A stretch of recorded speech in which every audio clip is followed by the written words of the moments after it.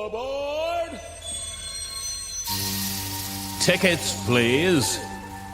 Find your seats. The train will be departing shortly. You're aboard the Sleepless Express, a direct journey into the darkness of the night. There are no sleeping cars available on this train. On this journey, you will experience the horrors found within the dark landscapes and endless black tunnels. You will hear things which will leave you frightened and disturbed. And remember, there will be no stops until the very end of the line.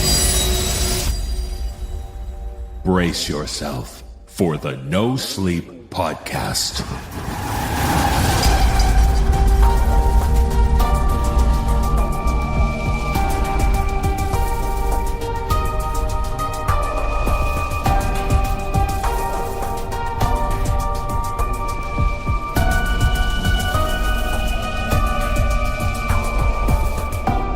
Welcome aboard the No Sleep Podcast.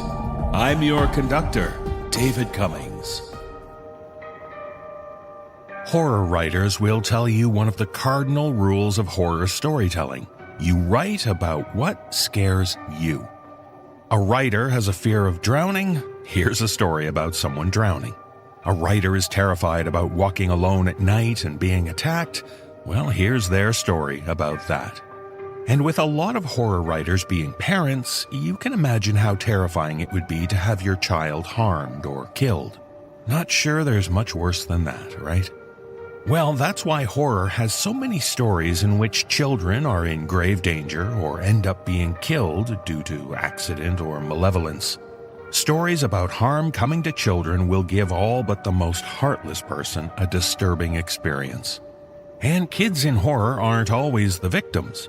I'm sure you've seen movies or stories which feature the villains being young, innocent children. So whether it's children suffering harm or children inflicting harm, there is something especially unsettling about the combination of children and dark horror. On this episode, we're gonna be killing kids left, right, and center. Sorry, little Sally and Bobby, but it's off to the morgue with you. Okay, that's a bit insensitive. But yes, the stories we're presenting this week will challenge you with the notion of children dying or children being rather awful little creatures. But rest assured, no children were actually harmed in the making of this episode. So as the Sleepless Express rolls into the dark tunnels, just repeat to yourself, I believe that children are our future. Well, at least most of them. And now, the train is ready to depart. Your journey into the darkness begins now.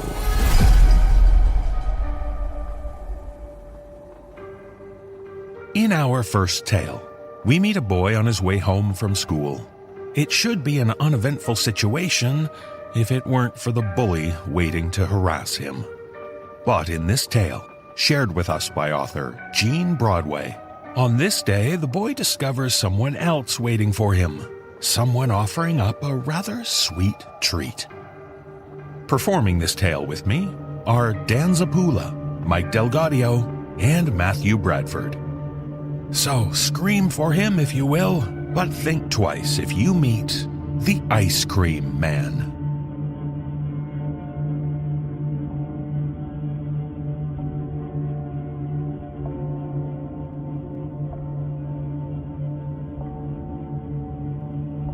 The summer sun was early this year, and Billy felt its full force beating down on his neck as he stepped off the school bus and looked up the dusty old dirt road. The Smithfield family lived at the end of County Line Road, working what used to be the old Beatty farm. It was a fine piece of property, but walking to the end of the road meant passing the Fowler home, and Nicholas Fowler was a bully. On the good days, it would be raining, and Billy wouldn't have to deal with Nicholas at all, unless Nicholas sent out his old pit bull to chase Billy for a stretch. The old dog seemed to sense the game and kept his teeth just out of reach of the young boy's denim jeans and Converse shoes, getting so close at times that Billy later wiped the slobber from the beast off his shoes and let them dry overnight by the wood stove. That was on a good day.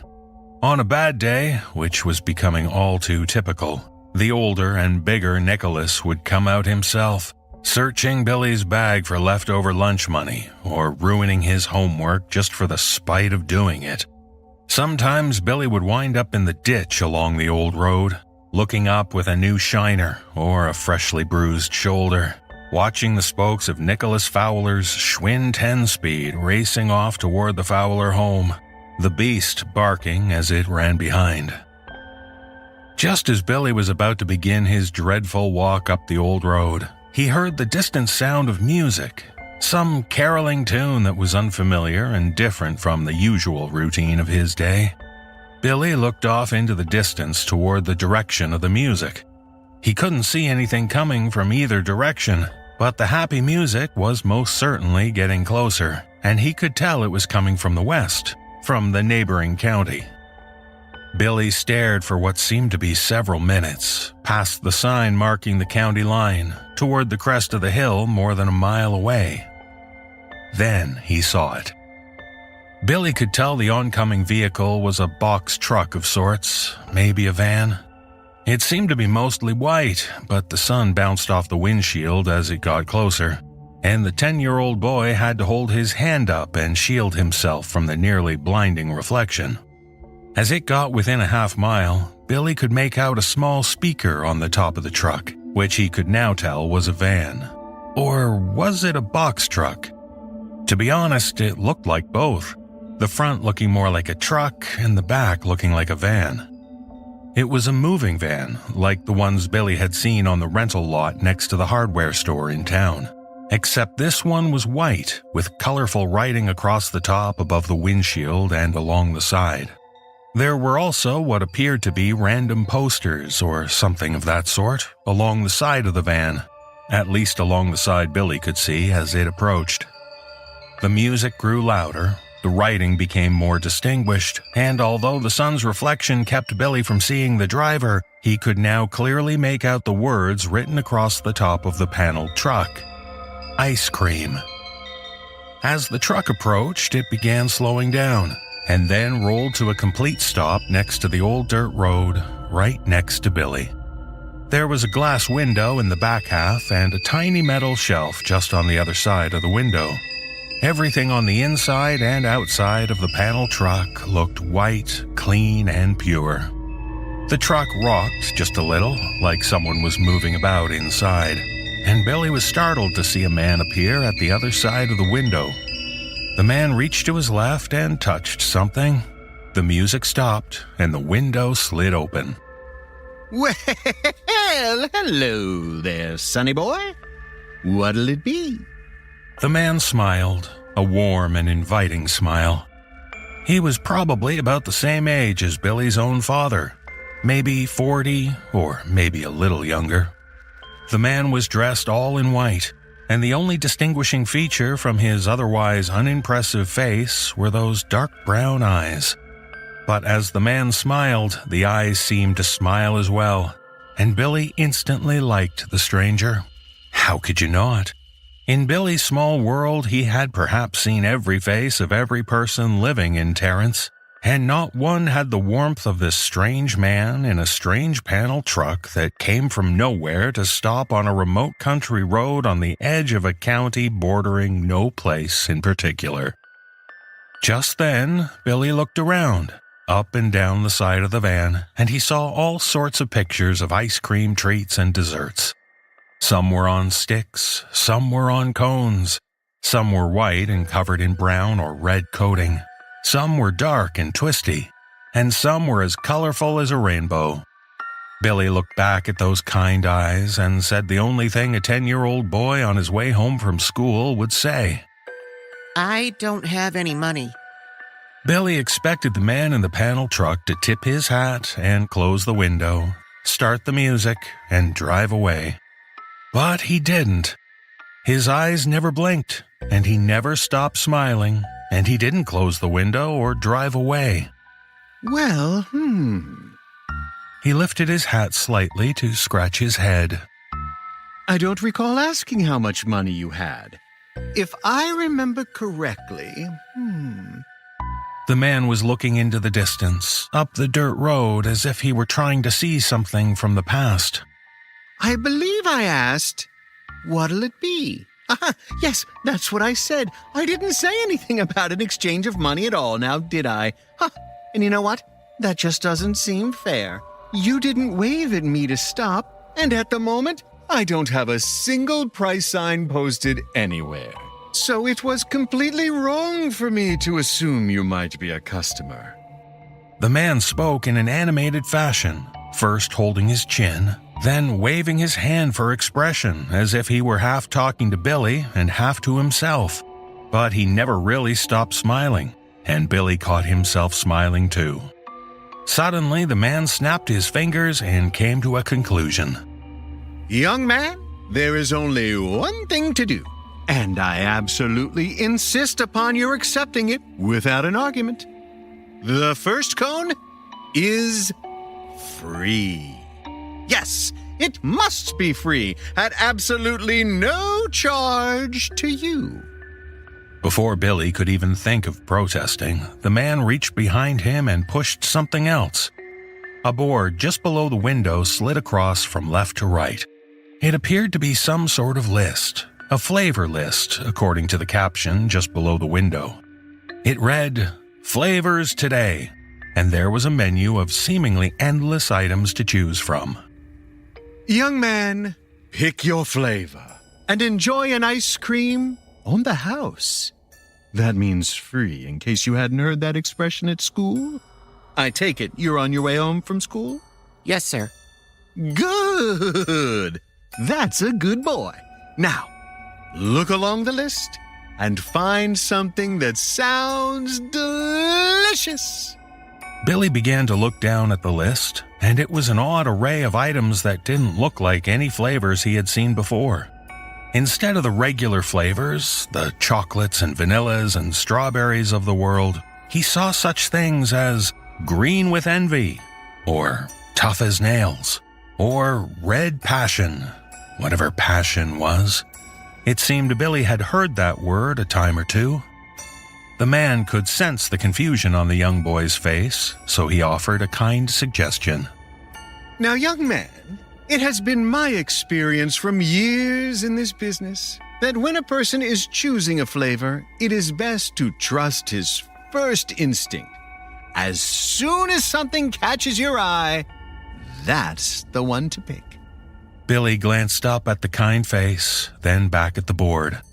As he looked over this odd menu, one flavor in particular stood out to him. Leave me alone. Billy barely muttered the flavor out loud, half thinking about the ice cream and half thinking about walking toward home and inevitably dealing with the cruel antics of Nicholas Fowler. But the ice cream man heard Billy clearly. Excellent selection, young man. That has always been a favorite of my own, too. And I am proud that you have made such a wise choice for one so young. Your parents must be proud. Very proud indeed. The ice cream man disappeared as quickly as he'd appeared. The window slid shut, and Billy could sense movement in the truck.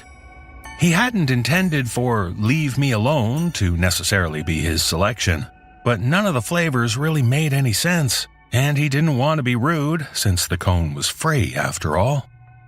The ice cream man reappeared at the window, and as it swooshed open, Billy could feel a rush of cold air hit him in the face, a refreshing feeling on such a hot day. Ooh, so scrumptious. Yummy, yummy, yummy, yummy, yummy, yummy. Are you ready for this, young man? The ice cream man was smiling, and he brought his hand out from around his back to reveal a large, single scoop of ice cream resting on a cone with a pointed tip, wrapped up securely with a white napkin. The ice cream itself was sort of an off-white color, and while there was nothing especially delicious looking about it, Billy felt his eyes get a little wider and his mouth start to water as he reached out for the cone. Thanks, mister. Billy brought the cone to his mouth and took a bite. One of those tentative bites, partly because he knew he was about to put something very cold in his mouth, and partly because he had no clue what "leave me alone" was going to taste like. He held the ice cream in his mouth to savor the flavor, and while it wasn't especially sweet, it was very refreshing. Billy felt the summer heat leaving his body, and a calm settled in. His second bite was as good as the first, and he felt exhilaration, a new sense of energy and focus, a determination. Well, what do you think? The ice cream man was smiling proudly, as Billy was clearly enjoying his selected flavor. This is great! The best ice cream ever! The ice cream man leaned back from the window, still smiling. Oh, goody. That's just what I was hoping you would say. I am so happy you enjoy it. Now, I must be going, young man. It has been a pleasure making your acquaintance. But there are so many customers that I simply must get to before this day is over. I hope to see you around town. Oh, and, young man, do me a favor as a new friend. Let's just keep this free cone a secret, okay? No one needs to know I let you have the first cone for free. They may all want one if they do. Is that okay with you? Billy smiled wide, letting one big bite slide down his throat and preparing to take another. I won't tell anyone, mister. I promise. Oh, good. That's a good boy.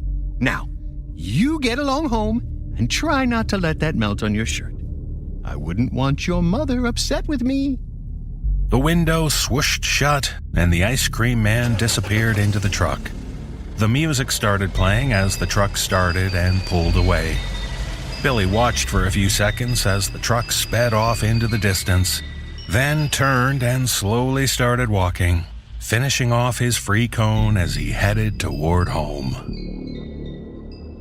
Billy was walking home, smiling, and had all but forgotten his nemesis when a blue 10-speed Schwinn bike came flying out from behind a row of trees and onto the old dirt road. Nicholas Fowler slid the bike to a stop, creating a cloud of dust and throwing gravel out in several directions, his pit bull lumbering out into the road behind him. Well, if it isn't our old pal Billy. No one could say Billy's name more sarcastically than Nicholas. I wonder what kind of goodies he has in his gay little backpack. The overstuffed dog barked, as if he had understood what his master had said and wanted to offer his encouragement, anticipating the fun that was about to begin. Huh? What's that? Oh, I think you're right, Rascal. We should go and see what our friend has brought us today. Nicholas pulled his left foot back from the ground and put it on the pedal, pointing the bike in Billy's direction. And as Billy turned, he could hear Rascal bark and Nicholas call out, Come back here, you little pussy. If you try to run, it'll only make it worse. But Billy had no intention of running. He reached out instead to an old dead tree limb hanging from the nearest oak, a 4-foot piece of wood that felt like it was about the same weight as a baseball bat. It had probably fallen from the top of the tree and was hanging down from the lowest branch.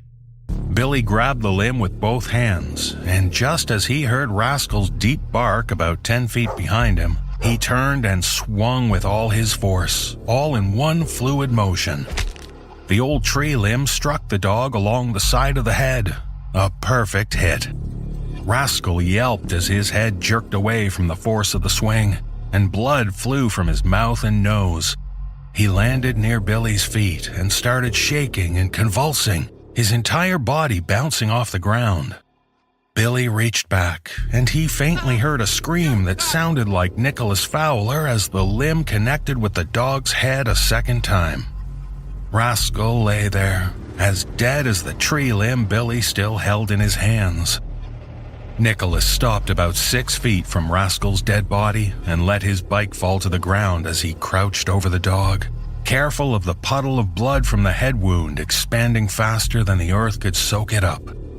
He felt sick to his stomach, disbelief and rage building inside as his fists clenched and he turned to face Billy. Billy had backed up slightly, but not to run or cower.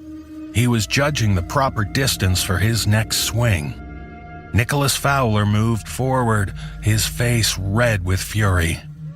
You son of a... Billy swung again with his full force. The dead limb made contact with Nicholas Fowler's face.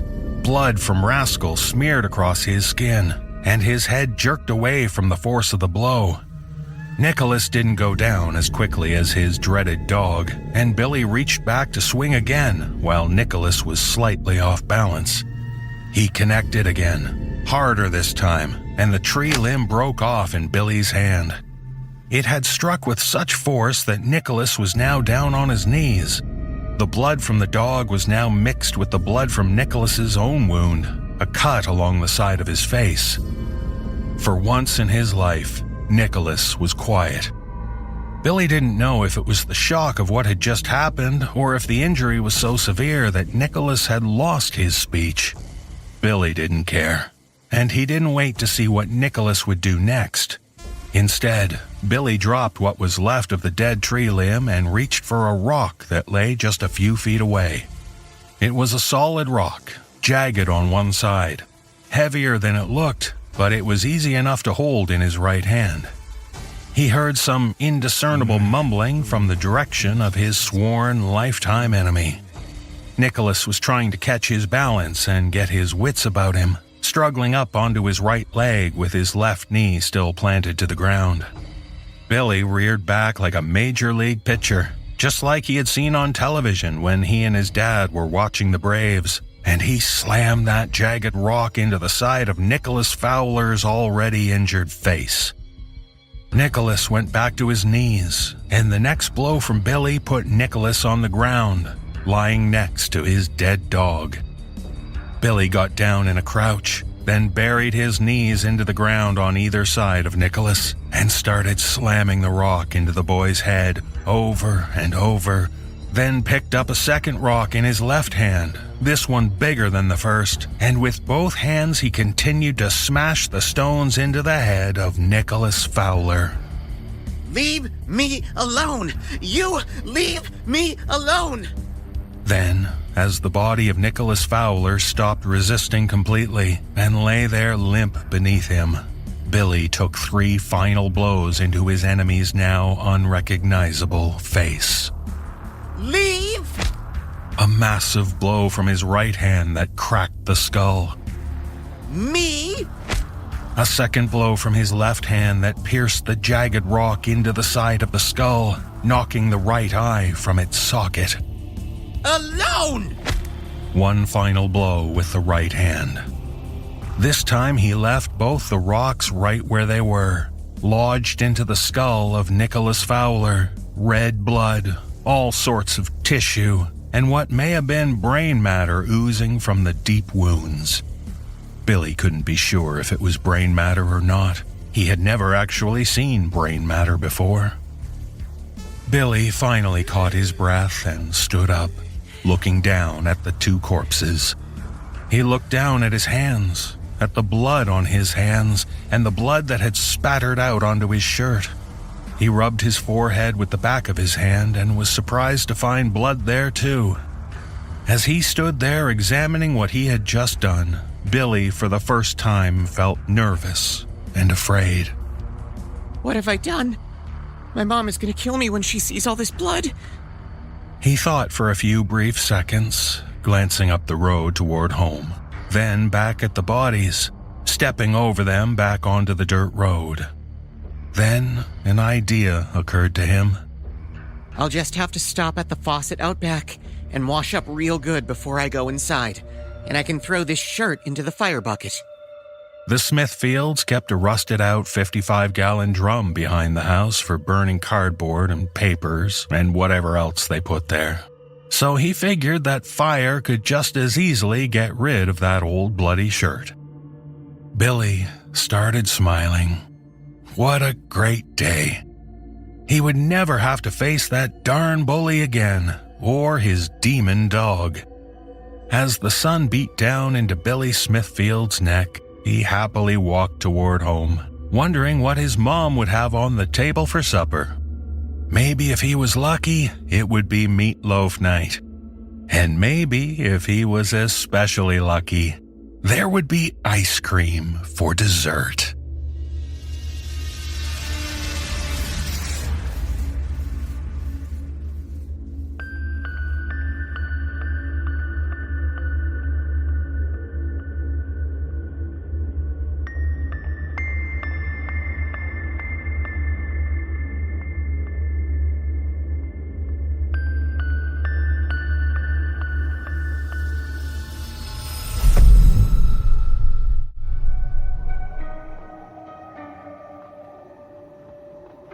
We all know that ghosts are the spirits of dead people who can't move on after their passing. And if a young child dies, their hauntings can be even more upsetting. But in this tale, shared with us by author 1000andwenites, we learn about the ghost of a young boy who seems to be doing something unheard of. His ghost is growing older. Performing this tale are Aaron Lillis, Sarah Thomas, Matthew Bradford, and Nicole Goodnight. So, as there's nothing common about this spirit, let's discover the truth about Tommy.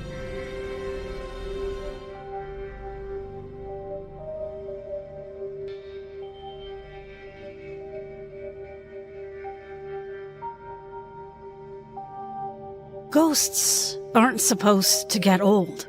Everyone knows they stay the age they died for eternity. But not Tommy. He was killed when he was only 3, his little body brutally crushed in a hit-and-run outside his home. He had been standing on the pavement, holding his mommy's hand when he was distracted by a sparrow on the road. Squirming out of Anna's clutch, he ran into the road. He was dead an instant later. And poor Anna, shocked and traumatized by what she had just witnessed, could barely remember the color of the car as it sped away. No one was ever brought to justice. Tommy was their only child. That is how the story goes. Anna and Mark, her husband and Tommy's father, had no more children, continuing to live quietly together in the same house, keeping themselves to themselves. And Tommy frolicked about on the street, sometimes on his red tricycle, sometimes kicking a red ball with Scooby-Doo on it. Everyone knew he was there. What were they supposed to do about it? He seemed harmless enough, only wanting to be close to his home and parents. He never went inside. It was only after a couple of years that people realized that Tommy was getting older. Mary and a couple of the other neighbors tried to talk to Anna, but Anna looked blank, as if she hardly understood who Tommy was. The children on the street avoided playing outside Anna and Mark's house, not exactly scared of Tommy's ghost, but certainly creeped out by the growing child who still restlessly pedaled his tricycle with legs growing far too long. By the time Tommy would have been 10, it was a common sight on that street. A boy pedaling furiously on a tricycle with his knees bent up to his ears. And Anna and Mark still did nothing. It was Mary, of course, who brought it up at a local meeting. She was Anna and Mark's next-door neighbor with 3 kids of her own. Something has to be done. The boy is harmless for now, but he's growing bigger almost every day. How is this possible? Someone will get hurt. The others looked at her, upset and polite, and nothing was done. More years passed. Anna and Mark aged almost shockingly. By the time they were in their mid-30s, they looked as if they were in their 50s. They had mostly cut off contact with their family, living quite alone. And Tommy was becoming a man. A young, handsome man with a shock of bright hair and a fierce smile, pedaling around chasing sparrows on the stretch of road outside their house. Drivers who didn't know would brake to a sharp stop before him and jump out, only to see nothing. It would have been his 18th birthday. Anna stood on the pavement, the exact spot she had been standing so many years ago. One of Mary's kids came out and stood next to her. Together, they watched Tommy kick his Scooby ball, a tall, lean young man on the cusp of life. He ignored them. Mary's kid turned to Anna. I saw you. You pushed him, and it was his dad's car. Anna gasped. But she had been waiting for this moment, when someone would tell her what they had done out loud. Tommy stopped kicking the ball and looked at his mom. Fire burned in his eyes. The sunlight made it look like his hair was on fire. He smiled that fierce toddler smile, crooked on a young man. Anna shook her head.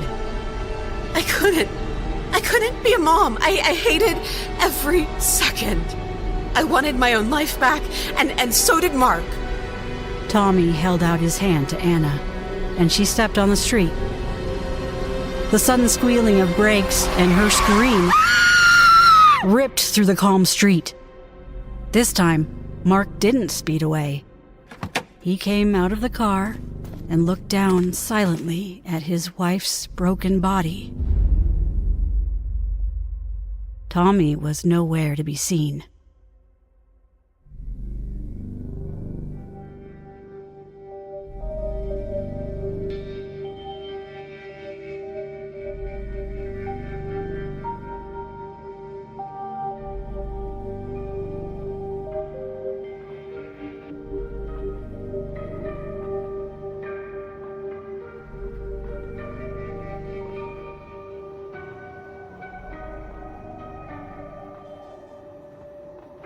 For most of us, part of growing up included learning about life on the playground.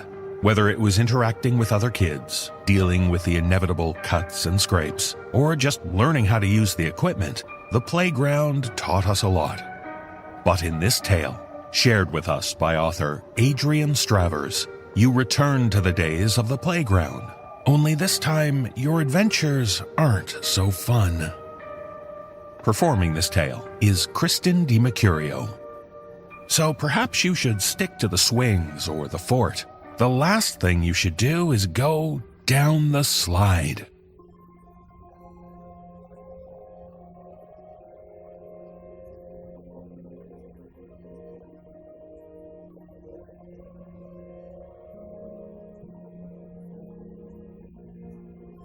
It's a cool spring day, and your mom decides to take you to the park.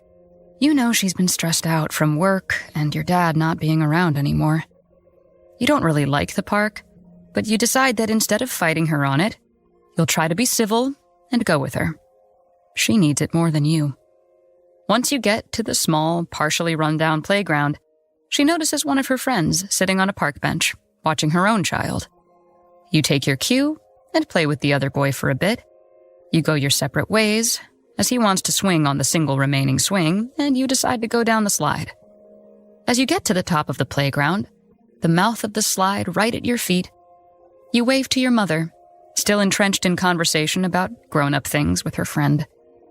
She doesn't notice you, but that doesn't bother you.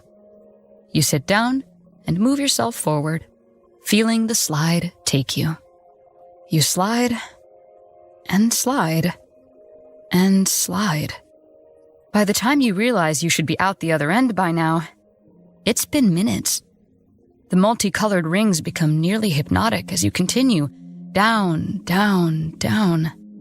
You continue to slide for what feels like hours. With no concept of time, you have no idea how long you've been here. What's going on? Why hasn't your mom noticed you're trapped? Where are you? You notice the slide becoming darker. Slightly at first, but now at a much faster pace. You also become aware of a very loud noise, like screaming, pleading, yelling. It gets louder and louder, and finally, when you think you can't take it anymore, it's completely silent. Just as the silence takes over, you come out the other end of the slide. You're no longer outside. You notice 3 walls and a ceiling. No windows, no doors, only an empty room with a single buzzing light on in the corner and a hallway facing you. With no other options, you decide to see what's down that way. As you walk along the dark hallway, scarcely lit and extremely long, you continue to question your situation. Where are you? How did you get here? Where is your mom? Finally, you emerge in another, nearly empty room. This room has a small ball pit in one corner, a flickering, buzzing fluorescent light in the other, and in the middle of the far wall, the entrance to a slide. You decide to look at the ball pit first, but there's nothing of note in there. After a moment of contemplation, you decide to go into the slide entrance. Another, far too long slide. Another eternity going down. You're getting more and more anxious as you descend. Why is this happening to you? How is this possible?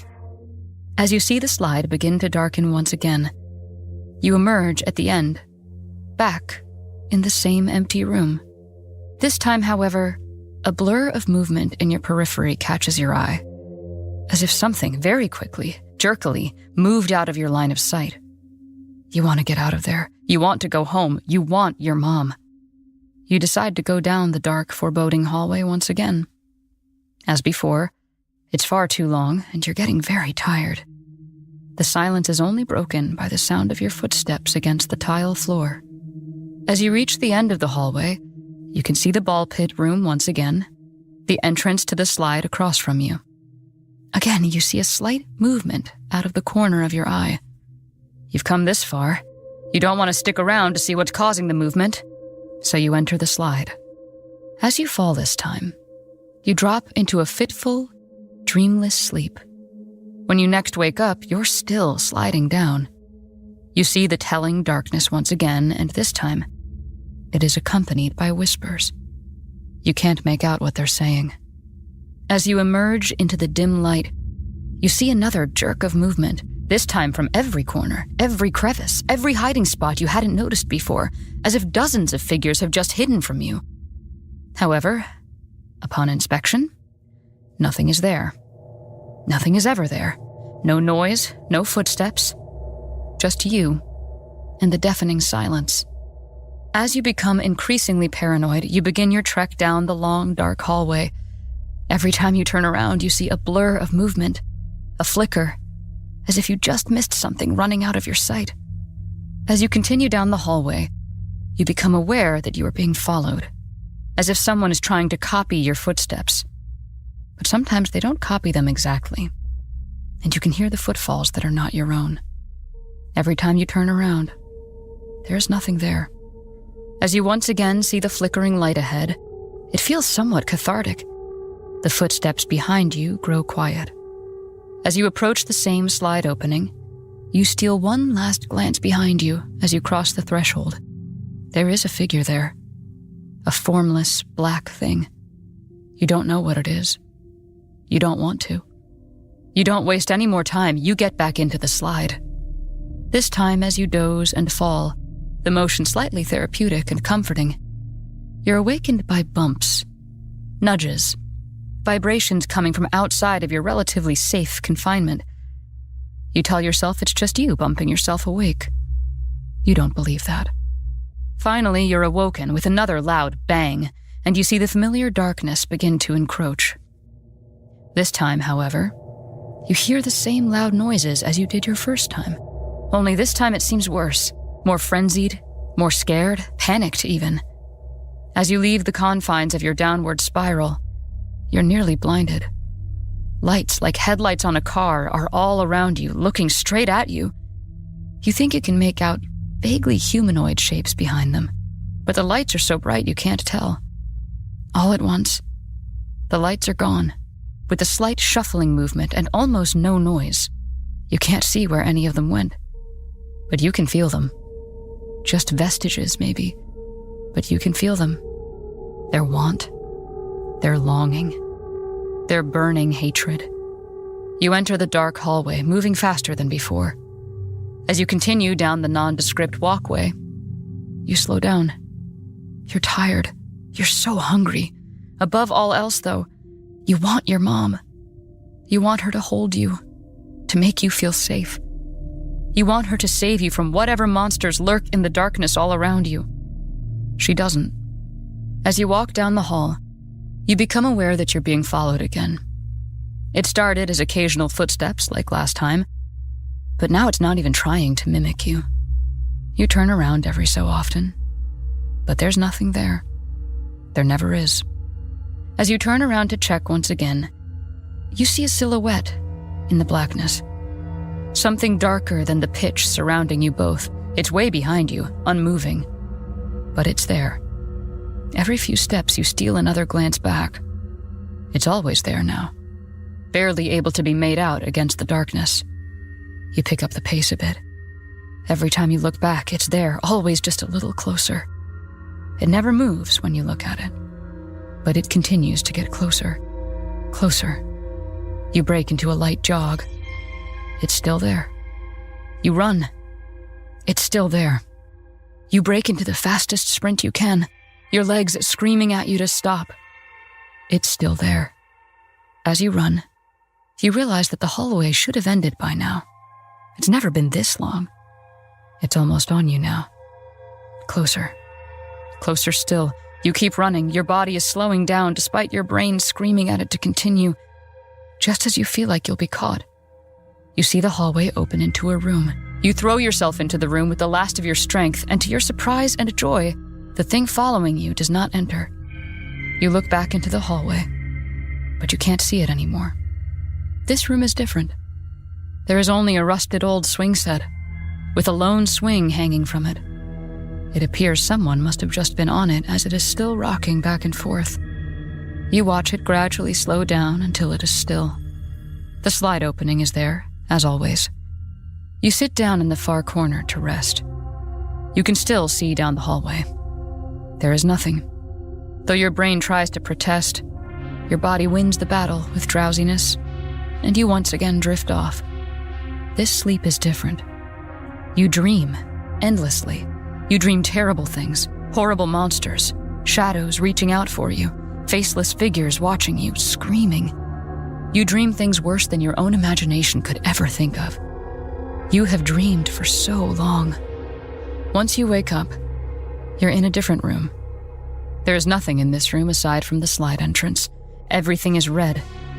You can't tell if it's your eyes, the light itself, or some sort of red material over everything. You don't care. You go down the slide again. You stay awake the entire time, feeling yourself go down, down, down. An eternity of falling. Again. How long will this last? Will you ever get out? Where does your mom think you are?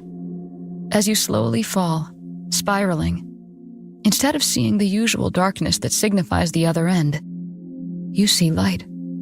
You tumble out of the slide, landing on your back. You can hear the birds. You can see the sun. You can feel the cool breeze on your face and the hard wood chips on your back. You look over and see your mom, still in conversation with her friend.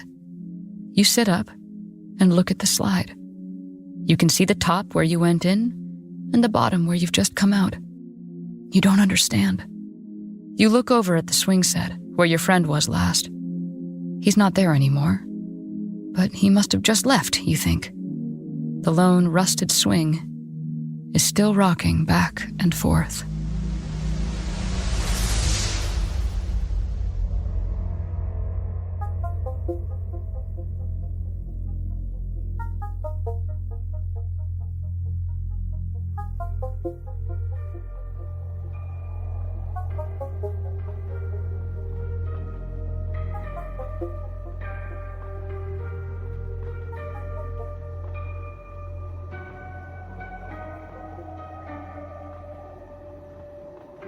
When you're young, you're in a stage of life where it feels like you can do anything and discover lots of new experiences. Harmless things that shouldn't torment you for the rest of your life. But in this tale, shared with us by author Haley Harper, we meet a man haunted by a boy he spent a summer with in his youth. A tragedy born out of hatred and intolerance that continues to ripple into present day. Performing this tale are Jeff Clement, Reagan Tacker, and Jesse Cornett. so we'll never know what might have become of the young man known as Walter.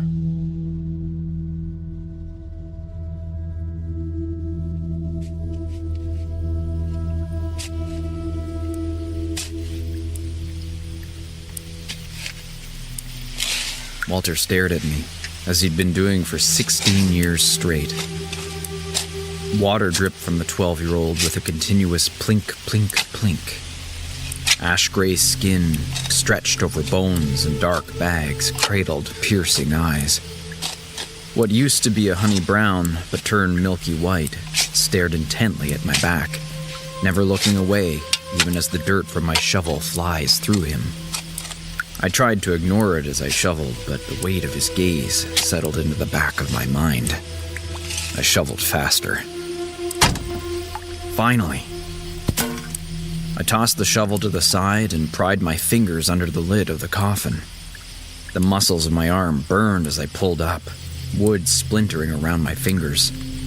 With a grunt, the nails were ripped off and the lid opened. The acrid scent of rotten meat hit my nose. I swallowed the bile that shot up my throat. The skeleton still had a few strips of rotting tendons on it. Just the sight would have made me gag if I wasn't used to it by now. Besides, I wasn't here for the body anyways. I pushed it to the side with the tip of my shovel to look under. Nothing. Fuck. I placed the lid back on the coffin and shoveled the dirt back onto the grave. Another waste of time. Patting it down neatly, I turned to go to the next spot. Walter stood in the way, his gaze more scathing than it was before. He was getting impatient. Look, I'm trying. Do you know how hard it is to find the grave of a woman you've never met, only based on what's inside the coffin? Maybe if you gave me a name or a description or anything, I'd be able to find her. Walter remained silent, as always. Well, not always. He spoke for the first and only time last week. Just 2 words. Mom and Locket. I sighed, grabbed the bag on the ground next to me, and continued walking. He followed me, always a step behind, though I never heard footsteps. Just the dripping. Always the dripping. And the stare. Some days it was easy to ignore. It was just the background of my everyday life, and no one else seemed to notice it, so I might as well pretend I didn't either. It was easy when I was in public.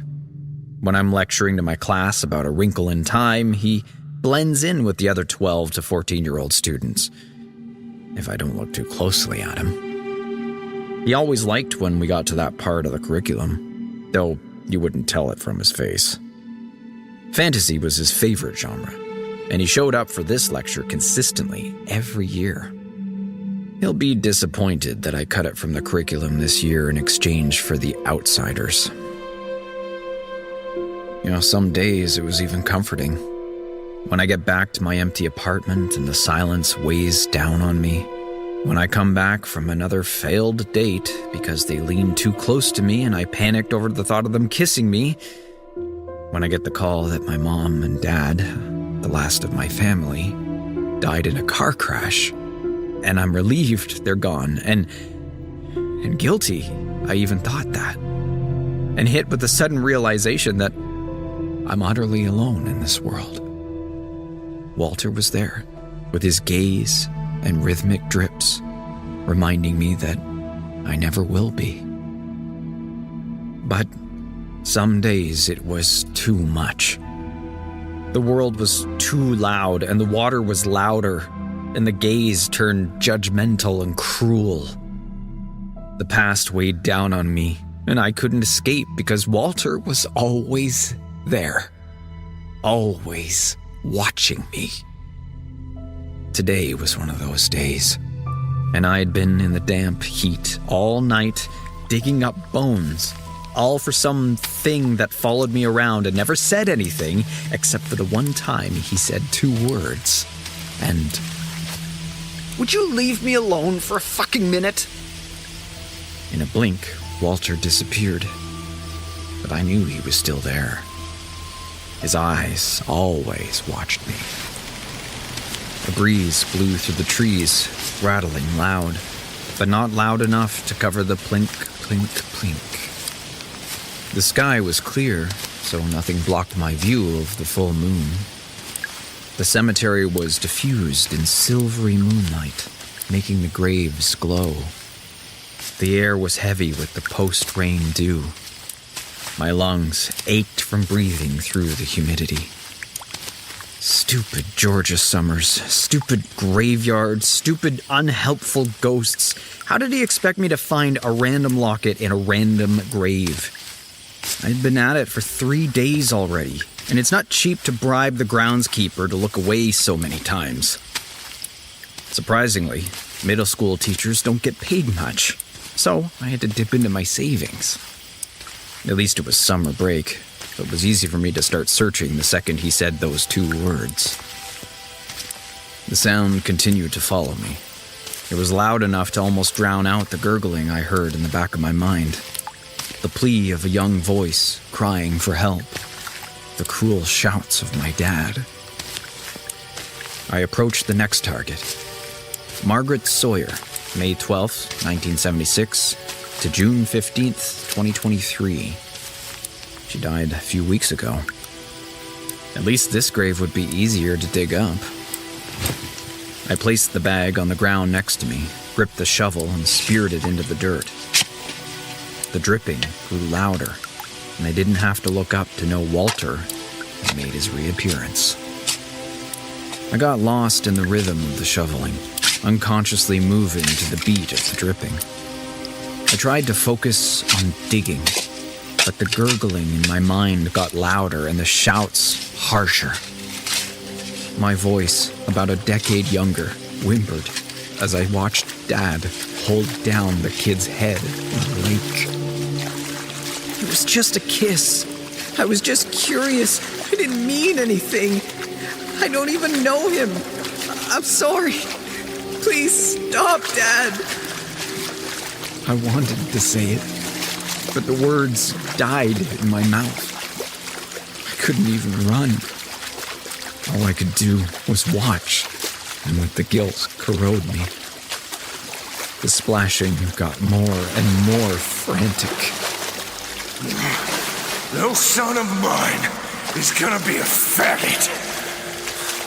The thrashing slowed and then stopped. Then a deafening silence. I put weight on the shovel as I leaned over and retched. I could still remember the look on Dad's face when he realized what he did.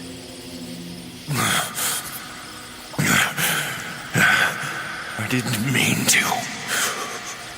His face paled, and his eyes looked anywhere but at the boy whose head was still underwater. I saw what you were doing, and I got so angry. I couldn't control myself. You know how I get. He rubbed his hand through his hair and took some exaggerated breaths. I flinched as he suddenly gripped my shoulders. His eyes were wild. Listen to me, boy. No one can find out about this. No one. Do you understand me? I nodded. Together, we picked up the body and threw it into the lake as far in as we could. We snuck into the cabin so Mom didn't see and changed her clothes. Dad quickly threw them in the wash while I took a shower, hoping the soap would wash away the musty lake smell. It didn't. That night, I sleeplessly lay in bed, hearing the pleads and the thrashing and the shouting, imagining the mom and dad or siblings or friends who were missing him, wondering how long it would take to find the body, imagining a funeral I would never go to, wishing I'd never met him. I fell asleep to the ghost of a kiss. And when I woke up, there Walter was, staring at me, as he would for 16 years. My stomach emptied itself again, and I wiped the taste away. Get a hold of yourself. Straightening up, I scooped the last of the dirt off the coffin and pried it open. I'd like to say that after days of smelling decomposing flesh, the odor doesn't get to me, but I'm once again swallowing bile. The body was mostly intact. It was bloated and its skin turned red. On its right cheek, I could see something squirming underneath the flesh, and I had to look away. A glint of silver caught my eye. Tangled in the fingers was a chain. Could it be? Quickly, almost as if it would disappear any second, I snatched the chain and held it close. Attached to the chain was a locket. With shaking hands, I gently pried it open. There were 2 pictures, one on each side. One was a man with curly dark hair and familiar honey brown eyes. On the other was the ghost that haunted me. I closed the locket and flipped it around. Inscribed into the metal was a message. Happy birthday, Maggie. Love both your boys. Finally, I'd found it. Sawyer was his name. Walter Sawyer. Mom. Turning around, I jumped back as Walter's decomposed face appeared inches from me. He wasn't looking at me. His milky gaze focused on the locket in my hand. I held it up, waiting for him to take it. He stood frozen for a few moments, just staring at the locket. I didn't mind the waiting because, for the first time, his eyes weren't on me. In fact, I felt pity. He looked lost, like he didn't know what to do. I understand that. If I were a ghost who made it his mission to haunt someone for 16 years just to have them find a special locket, how would I feel once it was accomplished? Now that after all this time I could go to the afterlife?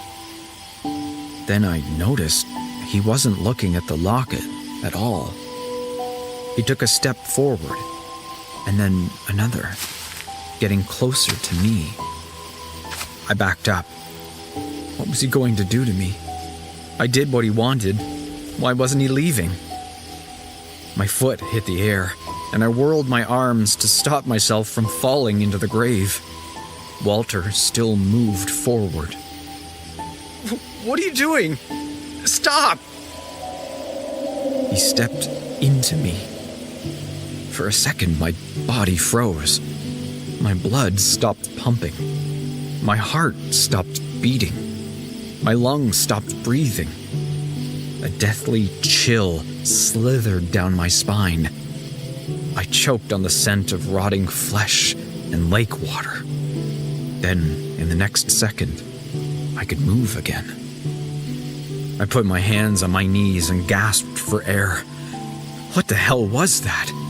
Did he just walk through me? I looked over my shoulder for him, but he was gone. No, not gone. He lay in the coffin, holding the decomposing corpse. He placed his head on the sternum and gently moved one of the body's arms around his own waist. He closed his eyes and smiled. I'd never seen him smile. Not since that summer day.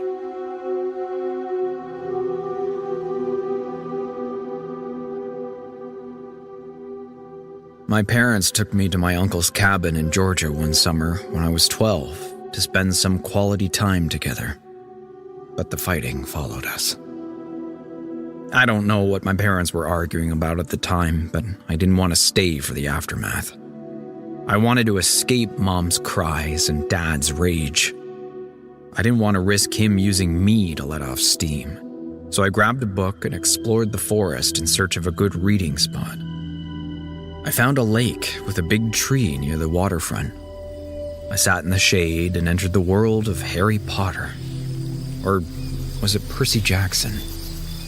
Either way, I was sucked in until Walter ran through the tree line covered in dirt and leaves. A compass was in one hand and a notebook in the other. He turned to me in surprise and asked what I was doing in his spot. I apologized, telling him I didn't know it was anyone's spot. I was just there for the summer, so would he mind sharing for a few months? He didn't answer the question, just sat down beside me and grabbed my book. He said it was his favorite series, and we got talking. We chatted for hours, not stopping until the sun started setting. Oh, shit. I scrambled to my feet. I have to go. Dad'll kill me if I'm not back soon. Walter stood with me and held my book out. Can you come by tomorrow? I paused. I don't know. I never knew what my parents' mood would be. They could demand the family time they came for, and I would suffer hours of fake smiles and forced pleasantries. Or they could hate each other's guts, and Mom would go paint while Dad left the cabin to do who knew what, and come back drunk, leaving me to entertain myself. Well, I'll be here anyways. It is my spot after all, but I don't mind you borrowing it. He pushed the book into my hands, and I fumbled not to drop it. My face heated up as Walter laughed at my clumsiness. What? See ya. We went our separate ways, but we met up the next day, and the day after that, and after that.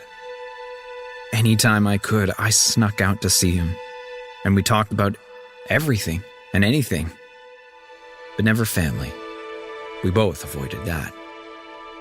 When he wasn't there, I read my book in the peaceful atmosphere of the lake. When my parents demanded my presence, when Mom pissed Dad off and he took it out on me, when I had a black eye or a bruise somewhere I couldn't hide from Walter, I laid in bed with my eyes closed, imagining I was with him at the lake. I thought the summer wouldn't be so bad. But Dad got suspicious about me disappearing so often. I should have told him about my friend, but I didn't want to mix my two worlds. What if Dad came home angry and Walter was there? No, I had to keep him away.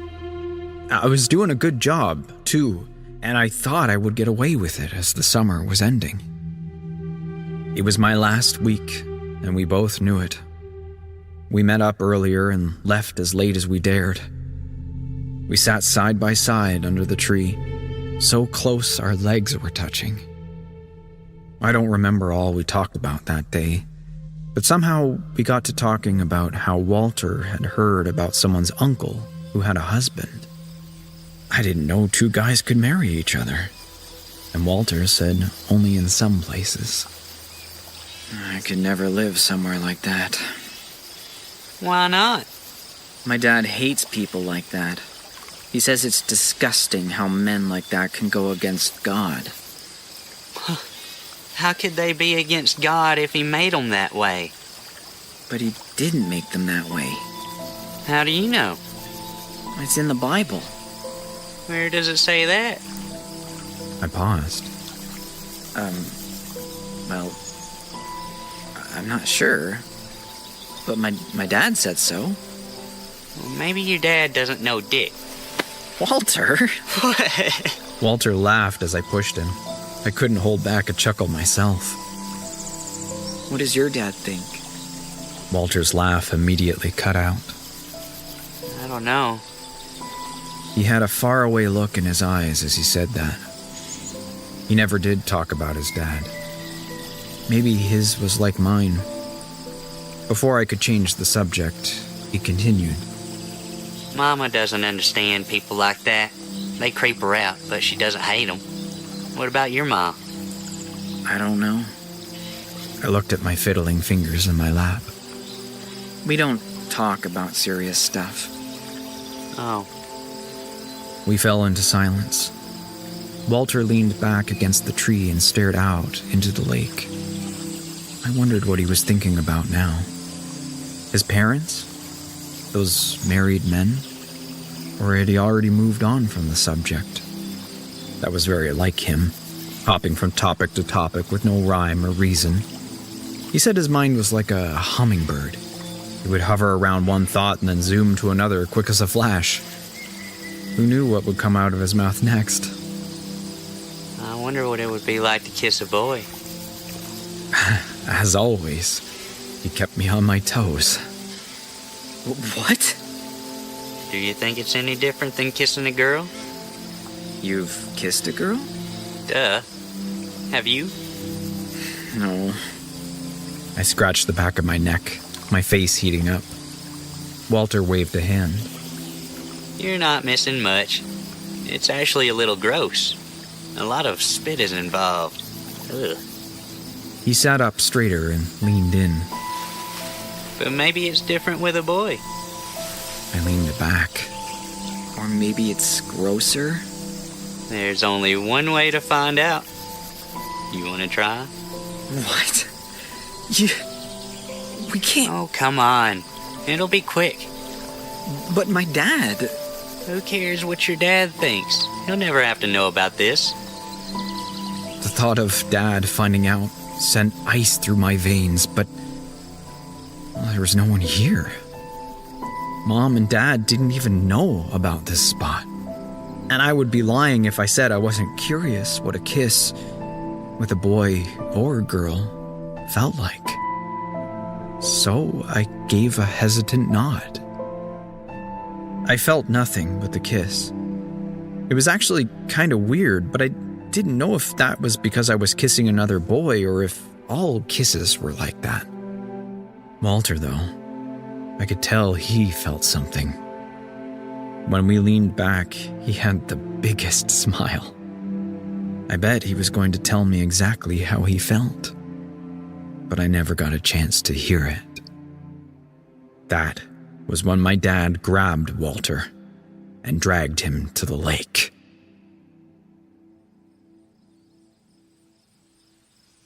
The smile he wore now wasn't nearly as big or as bright, but it was peaceful. At that moment, he didn't look like a ghost. He looked like a kid. "I'm sorry, Walter." Tears streaked my cheeks. Walter looked up at me. I didn't mind his stare this time. When I imagined a ghost moving to the afterlife, I imagined a bright, blinding light, and then bam, he's gone. Or maybe death or God would show up and lead him away. Or maybe he would float to the sky like an angel or something. In reality, he slowly started to fade. And then he was gone. I placed the locket back into the coffin, shoveled the dirt back on, gathered my stuff, and left. The sun's rays started to peak above the horizon. I couldn't wait to sleep the day away after 3 days of research, digging, and very little sleep. With my mission done, the world felt different. The air felt a bit lighter, and the trees stopped rattling. It was quiet. My ears strained to hear the plink, plink, plink of water, but there was only silence. I searched for the ever-present eyes staring into me, but the only eyes were those of a bird perched in a tree.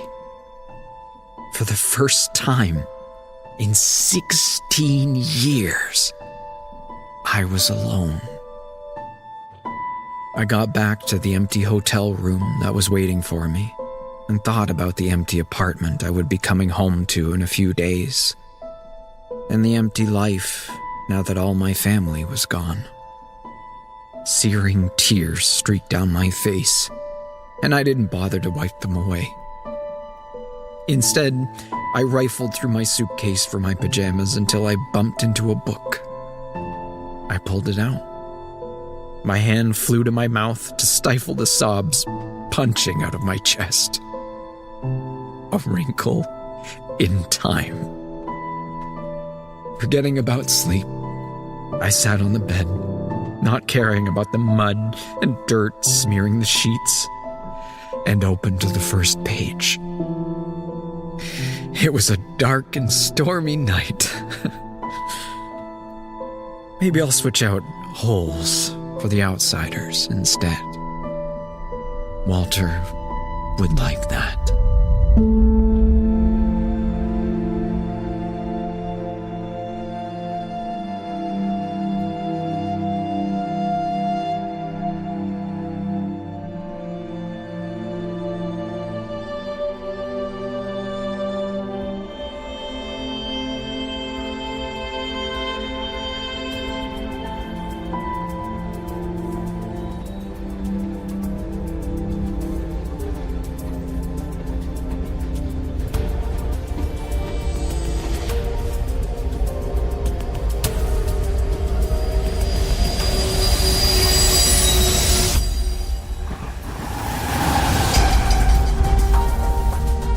As the train pulls into the terminal, we ask that you gather what's left of your sanity and depart the train.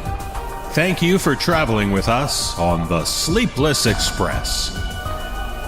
The No Sleep podcast is presented by Creative Reason Media. The musical score was composed by Brandon Boone. Our production team is Phil Michalski, Jeff Clement, and Jesse Cornett. Our editorial team is Jessica McAvoy and Ashley McAnally. To discover how you can get even more sleepless horror stories from us, just visit sleepless.thenosleeppodcast.com to learn about the Sleepless Sanctuary. Ad-free, extended episodes each week, and lots of bonus content for the dark hours, all for only one low monthly price. On behalf of everyone at the No Sleep Podcast, we thank you for traveling the rails with us for our 21st season. This audio program is copyright 2024 by Creative Reason Media, Inc., all rights reserved. The copyrights for each story are held by the respective authors. No duplication or reproduction of this audio program is permitted without the written consent of Creative Reason Media, Inc.